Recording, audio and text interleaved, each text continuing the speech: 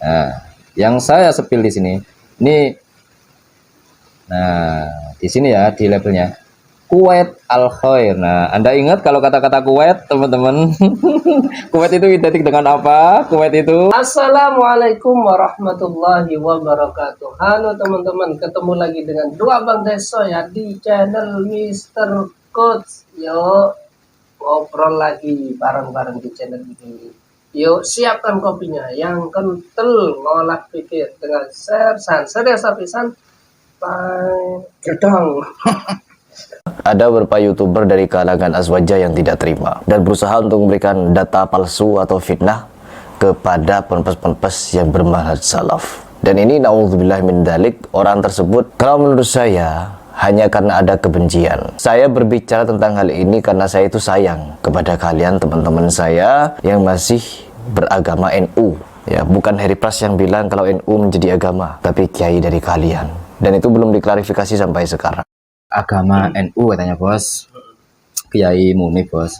Padahal kalau orangnya cerdas bisa mencerna kalimat itu. Menurut Kiai Haji Munib, ketika sowan kepada Kiai Said Akil Sirot, beliau mengatakan munggo kulo NU itu orang mung organisasi, NU itu wis agama. Ya. Selain NU neraka.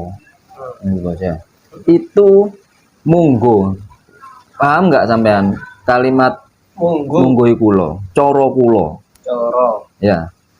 Menurut pendapat pribadi. Kan begitu berarti Ya, Bos ya. Menurut keyakinan beliau sendiri. Betul bos, itu kan Bukan ajaran itu. bukan ajaran. Menurut keyakinan Kiai tadi, Kiai Munib ya Bos ya.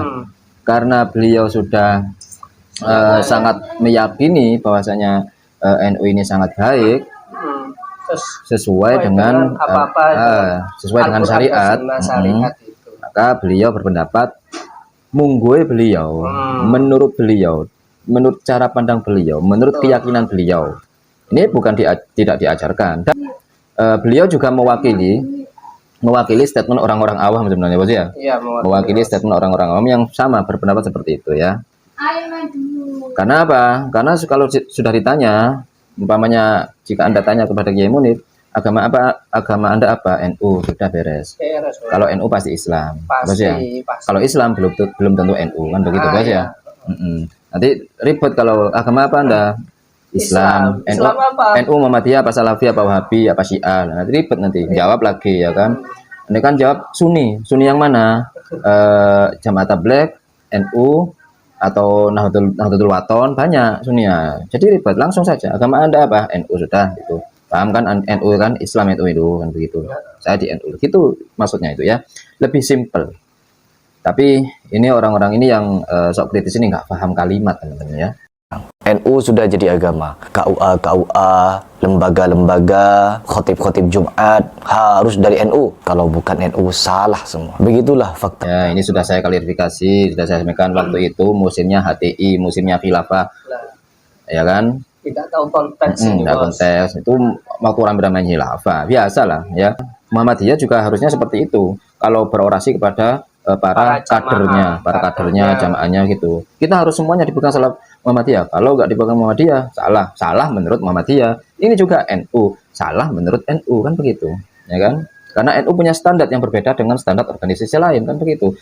Jadi yang tidak standar dengan organisasi NU, maka salah menurut standar organisasi NU, kan begitu.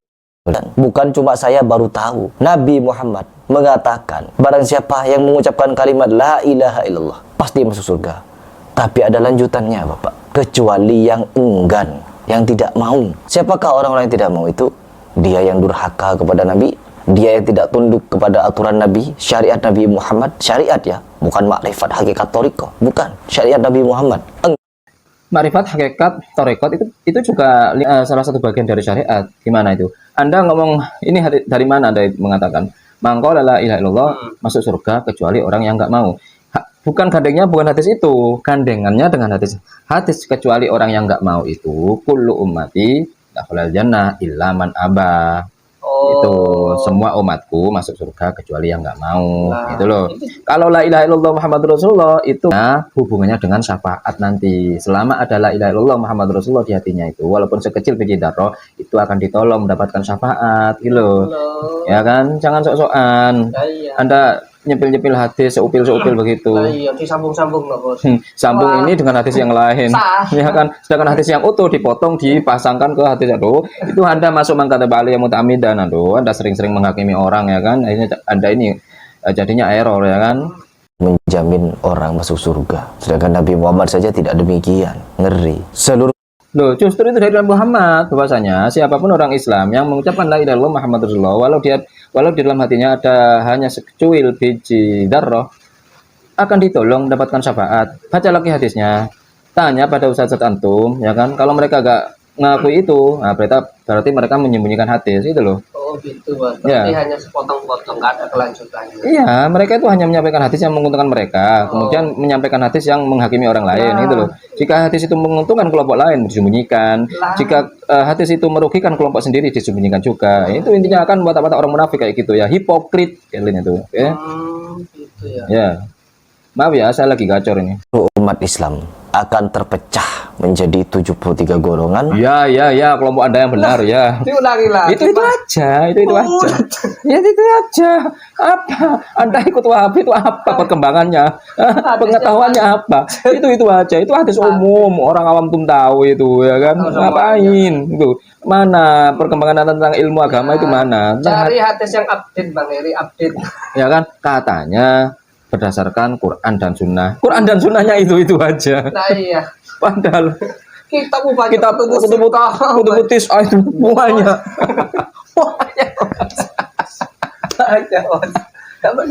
Quran dan semua tafsirnya itu semuanya.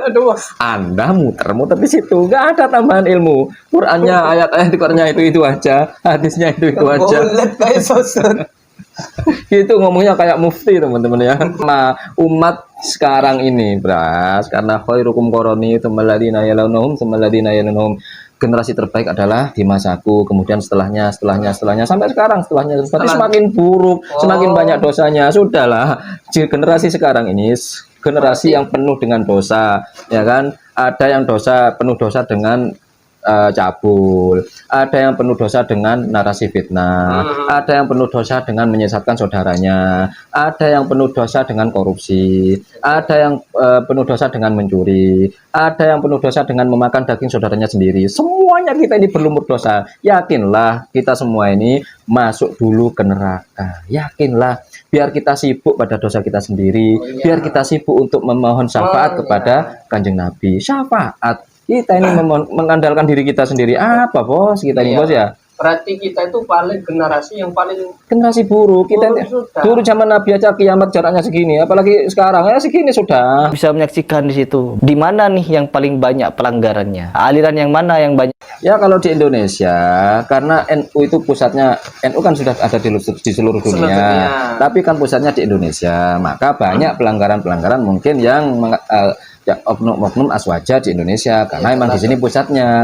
Kalau pusatnya Wahabi di mana? Ya di Saudi. Jadi pasti banyak juga oknum-oknum syekh ustadz Salafi Wahabi yang berbuat demikian gitu loh, Bras, karena pusatnya di sana. Dan Umar bin Khattab pun pernah salah di dalam menyampaikan fatwa mengenai hukum mahar, ditegur oleh wanita Quraisy. Apa kata Umar? Biarkan dia menasihati saya. Setelah dinasihati, Umar sadar, kembali lagi ke mimbar Umar dan beristighfar. Itu Umar yang gimana kalau dengan Pak Khalid Basalamah menyampaikan fatwa salah, nggak ada klarifikasinya. Bagaimana dengan Pak Zainal Abidin yang ngomong ibunya mati bunuh diri biarin aja, malah ngotot membela dia benar, walaupun nyata itu manusia waras nggak pakai dalil itu salah kan begitu.